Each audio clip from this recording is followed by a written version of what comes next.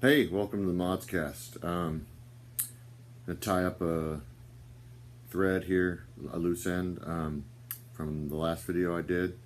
There was a response in social media. It was about my class reunion, for those of you that didn't watch it. And the response on social media that said we all had very different experiences in high school. I didn't mean to imply that any kind of glory days thing, or that everything was rosy for everybody throughout. Quite the opposite, in fact. One of the things that I thought was so cool was, as we get older, what we learn is this whole business of being alive and doing the right thing is hard. It's difficult. And yeah, people do crappy things and hurt people and all that. But what I saw was people who had gotten past that. I've said before, we can be in a position of resentment or a position of gratitude.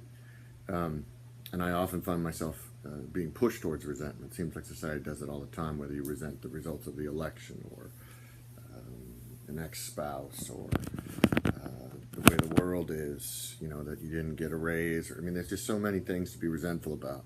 I'm a person of pretty deep faith, so I try to be in a position of gratitude. Again, I learned that in 12 step. Being grateful for what you have. And so what I saw at the reunion was things that I was grateful for, things that I missed. It's my opinion that great art creates great beauty that we appreciate, the way nature does. When we see beautiful things like friendships and bonds and forgiveness, not perfection, quite the opposite. In fact, those beautiful things are highlighted because they're contrasted by the difficulties that we've been through and the hardships that we've suffered. So to anyone who might have gotten the impression that I was suggesting that high school had been that it was some great thing for everybody, I wasn't suggesting that. When we look back on things, hindsight's 20/20, that whole thing, sometimes we paint them in the wrong way. Sometimes we don't realize. It's funny, several people told me things I didn't remember having done or said. And I was like, wow, that's really embarrassing. And I was telling a couple people there, my students too, that how glad I am that people didn't have cameras. Everyone didn't have a camera in their pocket when we were in high school. And most people were agreeing with me pretty soundly on that one. So it wasn't that to suggest that everything was great, or that we were all good people, or but we were people trying to be good, screwing up, which is what, as I've said many times, we do. So I just wanted to clear that up, make sure everyone understood that quite the opposite of painting some rosy picture of what it was like. But to suggest that look, out of shit comes roses, right? As I say all the time, God makes chicken salad out of our chicken shit all the time. It's fertilizer, and we're aware of how good things are because of how bad everything else can be. So that's what I was experiencing, was gratitude for that, in spite of, not in denial of, difficulties and hardships we all might experience at different points in our lives. So, just wanted to clarify that. And the other thing I want to talk about, which I've stayed away from, and sandwiched in here, and some of you may just stop watching at this point, but is the Trump presidency and some things surrounding it, Russiagate and all this stuff. For those of you who know me, know that throughout the whole primaries, the election thing, I was never a Trump fan. You also know that I was ardently opposed to Hillary Clinton for policy reasons, and for the same reason I was opposed to Trump, character reasons. I think character matters, and I think there's a lot of highly, highly questionable things surrounding her. Now, my concern now, and now everyone's, but even with Obama, who I didn't like on policy grounds, who I felt, again, was a big state guy who thought the state had the answers and that the intelligent people at the top would solve the problems for everyone else. But I wanted him to succeed. I wanted the nation to succeed. I don't want to see a president fail. And now everyone's, and let's face it, people, his presidency is a disaster. Look at all these tweets and zero policy things. Okay, fine. I think the way he's run the thing, but I also think it's a bit like, I don't know if we'll ever know how he could have done. It's a bit like an older sibling. I mean, the way the media and the left and the people who were disappointed responded to Trump was like a big sibling who, when a lesser sibling, a younger sibling, is trying something, keeps telling them that they're going to screw up and keeps putting things in their way or tripping them when they're running. And then says, see, I told you you couldn't do it. Right? I mean, it's ridiculous. And whether or not you like it, he was elected. And as far as the Russia thing goes, there's yet any evidence of anything illegal. Okay? The constant harp of, hey, look, the Russians hacked and released this info. Okay, that's fine. That's a different issue. But it was the info itself that was damning. John Podesta's attitude toward Catholics, for example, or whatever else was in there. And there was lots of pretty damning stuff. Not to mention the fact that they rigged the thing against Bernie Sanders. And I don't want to rehash the old stuff. What I want to get into now is my concerns, right? As with Obama, I'd like to see Trump succeed because I want to see the nation succeed, okay? And I know he's got a tough road out because of his personality. And he puts his foot in his mouth in the tweeting. I don't like any of that stuff. I think there's a dignity to the office. Because I know that appearances matter. My daughter was pointing out to me and mocking me that my mother had reminded her that, speaking of high school, when I had long hair, which, believe it or not, I actually did at some point have hair, and we don't like to talk about this period because again, I wish I hadn't. But I guess I told my mom, when I didn't get a job because of my hair or something, that I didn't want to work for someone who was going to judge me on my appearance. Yeah. Well, I kind of changed my position because I grew up. And I think the president needs to do some of that. I think that's definitely a problem. But I also think it's going to be impossible to know how he might have done if he didn't have people constantly trying to trip him up, constantly wishing his failure.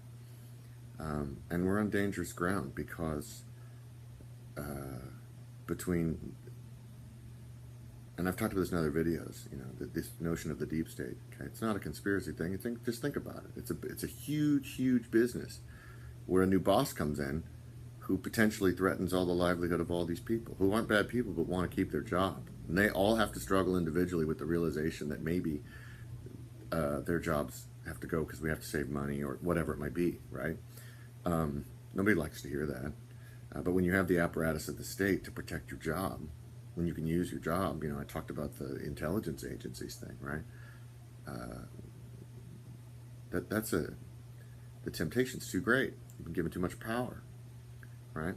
So between the deep state people, the media, and the left, with these caricatures, comparing Trump to Hitler and all that stuff, the constant drumbeat of Russia and the constant attempts to paint something illegal that wasn't illegal, even if it was ill-advised, it wasn't illegal. That's completely hamstrung him. Now, again, remember, I'm not an apologist. I'm always more concerned with we as the people, the system itself, not the leader, because we don't elect kings, we don't elect emperors, okay? And the fact that he won, and it was like, oh my God, I can't believe he won. Well, in a weird sense, the fact that anyone can win, that a reality show guy can win, should be pretty heartening. Now, granted, he had a lot of money to spend. Didn't spend nearly as much as Hillary Clinton and still won, which should be a promise that the system works. Now, the system works, but if you depose or remove a president on trumped up, well, I hate that's the expression, but on, something that's not illegal, right? If you're going to concoct stuff and continue to undermine him until you can get him out, okay? As Hart Bastard and others have pointed out extensively, and my concern has always been, now you've undermined the process. He was elected by the people. You may not like it, but 52% went for him. And the way democracy works is you get your guy in sometimes, and sometimes you don't. That's just how it works. Republic.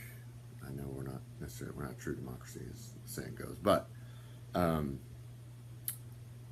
that's how it works. And you don't get to, use all these tools to undermine it. If you do undermine and overthrow a legally elected president and depose him, all bets are off. Let that sink in. All bets are off. Then the system's dead. And the people in control are the people at the top with the power, the bureaucrats, and their allies in the media, academia, whatever it may be. And if it sounds like conspiracy stuff, again, I don't think it's that they're evil people, all right? Although I have to say I regard the impulse of state control of everything and the drive towards socialism as an evil, because it involves the coercion of individuals, and that's an evil. And I'll never deny that that's an evil, because it goes against sovereignty, the sovereignty of the individual, which is given by God and endowed by their Creator with certain unalienable rights, life, liberty, and the pursuit of happiness. Those rights are given to us, not by the government. The government is not to abridge those rights, and there's a lot of creep going on. So that's what's worrying me. There's a lot of creep going on in the government, even locally where I am. A new distracted driving law, which says if they pull you over for something else, they can fine you $99 if at the time they pulled you over you were taking a sip of your coffee. They can't pull you over for it. It's what's called a secondary offense. At least that's what the report on the news was saying yesterday. Or if you're eating. Okay, so those are secondary offenses. I'm all for getting rid of distracted driving, and that's all good. I want safety too. But now you're finding ways to make money off me for having a cup of coffee in my car or a Coke. It's my money. It's my car. Yeah, I can drink a Coke without putting people in jeopardy. If you pulled me over for something else, you can give me the ticket for that, but you're going to tack on another $100 because I was having a sip while you pulled me over. It's getting pretty ridiculous. Yeah, but I'm on to a different topic. But at the same time, this freedom to choose the leader comes with the responsibility to abide by the ruling of those people, the majority. You don't have to like it. You can contest it legally. You can argue. But if you're going to undermine something, if you give someone a job and then you undermine them repeatedly, and then go, look, you see, I told you they suck at this job. Okay, that's called bullying. It's childish. It's juvenile. It's unrealistic, and it's absurd to expect that. And again, not from a Trump guy, but from a guy who values the system and wants people to act like adults. And what adults do is they go, okay, he's the one who got the job. Let's see how he does. And in any other situation, you give an employee the benefit of the doubt.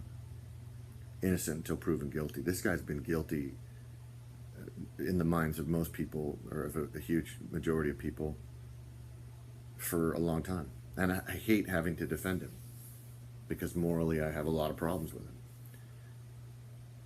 But I'm defending the system and its reliance on us to be adults about things. We have to do that, okay? Because the Founding Fathers understood you put the rules in place and trust that everyone will do right. They also knew that if everyone was obsessed with being right, the system would break down. Look at Washington's speech when he left office, yeah, about faction and party and the division that would occur if people were more concerned with being right, with their party being right, than they were with doing right by one another's sovereignty and respecting that. So that's where we're at with the Trump administration, in my opinion. And it's getting worse, and I have a feeling it's going to get worse before it gets better. But you can't expect somebody to do a job. If you never give someone a chance to do a job right, there's no way they're going to be able to, if you're constantly undercutting and undermining and attacking them. And I'll say that about a person I like even less than I like Trump, but they deserve a chance to do it. Because you just don't think, again, I'll leave with this, think how silly it is, right? When someone's given a task, you undermine them, trip them, repeatedly attack them, and claim that they're crappy at their job. How do you know if they're crappy at it? You don't. You can't, because you've been destroying them the whole time. You made it impossible for them to be good at it. You make excuses, tell yourself, well, this is the job, you have to put up with this. No president in history has had to put up with this. And while I have problems with Trump morally, it wouldn't be right to stand back and watch somebody get treated that way, anybody, and be told that they're terrible at it while they've never had a chance to do it, because you've been attacking them the whole time. And as I've said many times, I'd much rather do right than be right. Thanks for watching. Cheers.